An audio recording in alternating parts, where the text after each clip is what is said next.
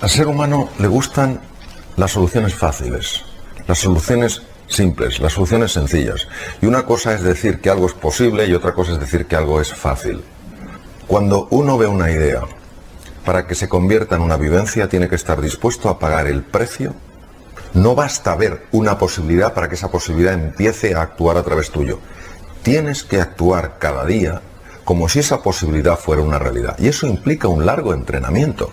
Y no todo el mundo está dispuesto a poner las dosis de fe, las dosis de determinación, las dosis de persistencia, las dosis de esperanza y las dosis de paciencia para que eso suceda. Hay muchas personas que no están dispuestas a hacer este trabajo. Quieren el camino fácil y la transformación de la mente es una gran posibilidad. No es un camino fácil. Por eso yo suelo comentar que el cambio profundo, la transformación, no es asunto de erudición, es asunto de motivación. No todo el mundo tiene el hambre que es necesario tener para hacer lo que es necesario hacer. Y claro, luego buscamos justificaciones, buscamos excusas. ¿Por qué sabemos que la gente que tiene ese hambre y esa motivación y esa garra por hacerlo lo logra? Porque podemos observar que hay muchos casos de personas que han creado sus sueños y las han hecho realidad. Y no ha sido nada fácil, pero han persistido, han creído en la idea, han seguido adelante. Pero no nos olvidemos, la clave es que la persona tenga hambre por crecer. Porque puede tener lo mejor de lo mejor enfrente, que como no tenga hambre, como no tenga ese espíritu ingenuo del que hablabas tú, esas ganas de aprender, y piense que todo lo sabe, o que el sistema es el que lo decide todo, esa propia persona está poniéndose en una situación de víctima que le va a impedir por completo aprender. El ego hay que entenderlo no como una estructura fija, sino como una estructura dinámica. El ego es nuestra identidad.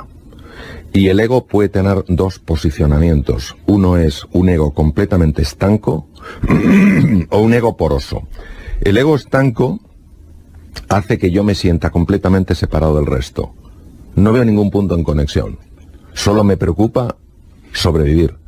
Solo me preocupa utilizar a los demás para mis fines.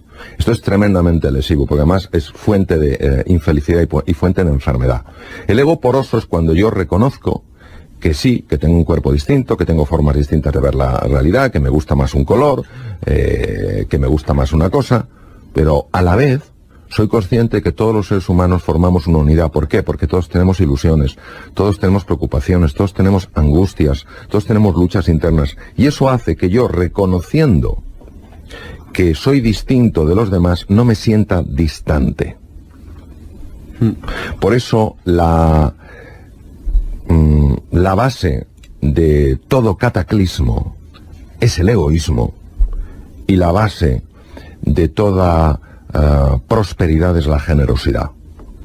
La base de todo cataclismo, por lo menos como yo lo veo, es convertirte en el centro del círculo, y la base de toda prosperidad es la generación de una elipse. Una elipse tiene dos centros: estás tú y estoy yo. Claro, esto genera un encuentro, y donde hay encuentro hay posibilidades, y donde hay posibilidades, pues hay un estado de ánimo radicalmente distinto. La única manera en la que la creatividad aflora es cuando nos topamos con un muro. Porque cuando nos topamos con un muro y nos pegamos con el muro y el muro no se rompe, solo hay dos opciones que podemos tomar. La primera es abandonar, y la segunda es encontrar un camino. Sabemos perfectamente que la creatividad se despliega y la inteligencia se abre precisamente cuando encontramos la dificultad. Lo que pasa es que, como no nos gusta nada sufrir, en cuanto empezamos a notar que darle golpes al muro duele, lo normal es que abandonemos. ¿Cuántas personas, porque han seguido, porque han creído en sus posibilidades, han descubierto que todo muro tiene unas microfracturas, y que por las microfracturas poco a poco te puedes ir colando? Yo creo que hay que tener mucha más hambre, mucha más ambición, que no avaricia, por alcanzar la propia plenitud. Yo creo que caemos con mucha facilidad en el conformismo, que en cuanto hacemos una cosa con un cierto nivel de competencia, ya no aspiramos a la maestría. Enseguida nos acomodamos. Y creo que este hambre, estas ganas de aprender, estas ganas de progresar, estas ganas de avanzar, no hay que perderlas nunca. Yo he visto personas, me invitaron hace unos años los cocineros del País Vasco para hablar de creatividad con ellos. Fíjate qué cosa, hablar de creatividad con ellos cuando tendría que haber sido yo el alumno. Y yo vi a algunas personas consideradas de los mejores cocineros del mundo, que lo son, alguno de con bastante juventud acumulada, qué ganas de aprender, cómo tomaba notas, cómo preguntaba. Esto es un ejemplo. No me extraña que hayan llegado tan lejos. No me extraña que se hayan convertido pues en el Silicon Valley de la cocina a nivel mundial. No me extraña. Son generosos, tienen ganas de aprender.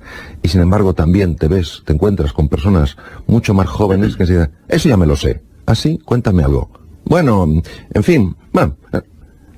La palabra foco o la palabra atención, el foco de la atención, es clave. Nosotros vamos muy distraídos por la vida. Cuanto más complejo sea el entorno, más claras tienes que tener tus prioridades. Cuanto más difíciles son los desafíos, más anclado tienes que estar en tus valores. Eso es el foco. El foco es no dejarte distraer por cosas que son irrelevantes. En cirugía es fundamental tener foco. En la vida es fundamental tener foco. Tener foco es decir sí a lo fundamental. Y obviamente para eso hay que decir no a lo que no es fundamental. Cuando nosotros nos encontramos ante un desafío, la mente tiene que hacer una valoración. Y la valoración es de dos tipos. Una, tierra incierta, tierra desconocida. Dos, tierra hostil. Si la valoración que hace la mente es tierra hostil, solo puede poner en marcha tres mecanismos. Ha sido así por muchísimo tiempo en la evolución de las especies. Uno, la agresión, otro la huida y otro el bloqueo. Pues hay personas que quedan estancadas en la agresión, se sienten amenazados por la vida, se sienten amenazados por los demás, aunque los demás no les estén amenazando, y eso hace que tomen posturas agresivas, estén muy irritables, tiendan incluso a ser personas violentas. Es una lectura errónea de lo que está ocurriendo. ¿Cuál sería la diferencia entre el estrés bueno y el estrés malo, Mario? El estrés es un mecanismo sumamente complejo que lo que pretende es ayudarnos en ciertos momentos en los cuales nuestra capacidad de afrontar el reto que tenemos delante no es suficientemente adecuada. Tenemos dos mecanismos, el proceso del estrés pone en marcha dos mecanismos. Uno es un mecanismo llamado de supervivencia, que solo se activa o se tendría que activar cuando nos encontramos frente a una amenaza real. Sin embargo, hay otro mecanismo que es el mecanismo de adaptación. En un mecanismo de adaptación, la clave es que el cerebro no percibe una amenaza, sí percibe incertidumbre, sí percibe cambio.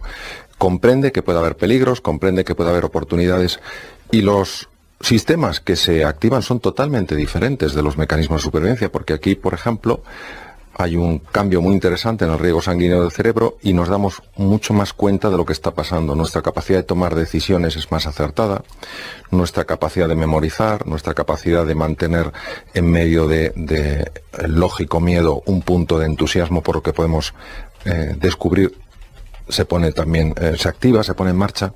El problema surge cuando confundimos los mecanismos y el cerebro interpreta una situación en la que lo ideal sería activar mecanismos de adaptación con una situación en la que nos vemos amenazados.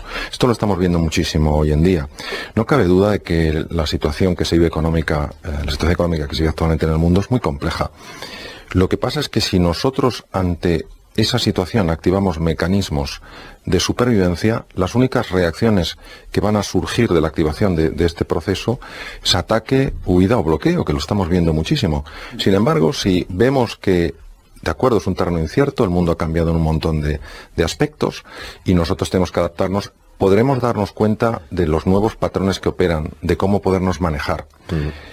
El eustrés, la forma positiva de estrés es, o vendría a significar la activación del mecanismo correcto de acuerdo al estresor, de acuerdo al reto. El distrés es cuando se ha activado un mecanismo que no es el correcto. Por ejemplo, si yo vivo permanentemente amenazado, en un mundo en el que, bueno, no es un mundo con una situación bélica, sino que es, pues, como puede ser una ciudad como Madrid o Barcelona. Si yo vivo con la sensación de estar permanentemente amenazado, aunque no sea muy intensa, pero sí prolongada en el tiempo, ese patrón de alarma sostenido en el tiempo tiene un efecto incluso a nivel molecular. Ya se sabe que afecta a la genética, afecta a cómo los genes se expresan, y esto es muy importante que lo sepamos. Nuestras emociones ya es una cosa muy testada científicamente. Nuestras emociones afectan a la genética. Hay veces que pensamos que los genes pues son los que son y se expresan o no, pues dependiendo de cuál es nuestro genoma. No es así. Los genes tienen, digamos, interruptores que hacen on o hacen off. Un gen se expresa o no se expresa dependiendo de estos interruptores. Y sabemos que tanto los entornos en los que vivimos, el aire que respiramos, la alimentación y nuestro estado emocional afecta muchísimo a la expresión de unos y otros genes. Qué fuerte. Leo en tu libro, en Vivir es un asunto urgente, Mario, esta frase dice: para que un ser humano crezca, madure y evolucione, son necesarios tanto episodios de estrés como de recuperación. Y dices, las personas necesitamos respetar este tipo de oscilación.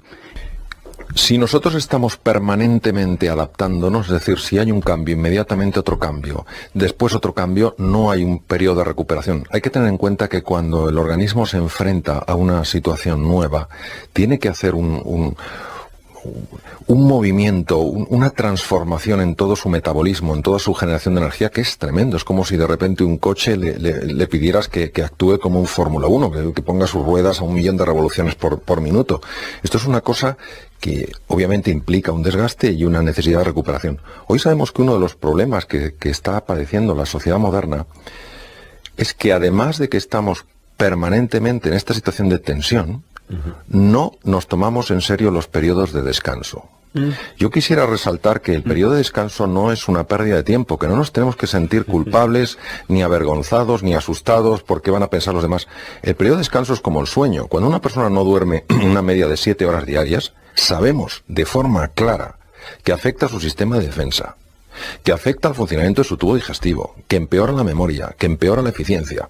Pero muchas veces todo esto que no sea el hacer, lo vivimos como una pérdida de tiempo. Es absolutamente necesario que busquemos espacios a lo largo del día, sencillamente, son 4 o 5 minutos, dar un pequeño paseo, oír algo de música, cerrar los ojos, algo para recuperarnos. Es imprescindible.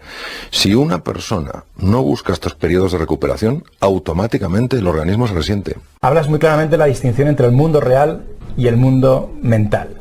René Descartes hizo esa pregunta: ¿dónde está la verdad? La verdad obviamente está en la realidad. Lo real, en mayúsculas, es lo verdadero. Lo que no es real no puede ser verdadero. Y llegó a la conclusión que lo único de lo que te podías fiar era el pensamiento. El famoso cogito ergo sum, pienso luego existo. Porque para él el pensamiento era lo que te daba la fiabilidad. Sin embargo, luego en neurociencia se ha demostrado que esto es un gran error, lógico, en aquella época, hablamos de hace más de 300 años, que las emociones, claro que cuentan, y nos hemos dado cuenta del poder brutal que tiene la mente para distorsionar nuestra percepción de la realidad. Entonces esto ha llevado a un concepto que es volver a los sentidos. ¿Qué es volver a los sentidos? Volver a los sentidos es salirse del juicio, que no quiere decir no tener criterio, salirse del juicio y explorar la realidad, con tu vista, con tu oído, con tu palabra, con datos. Con datos, también, es decir, es ir a conectar con el mundo real y no tanto con el mundo mental que muchas veces nos tiene aprisionados.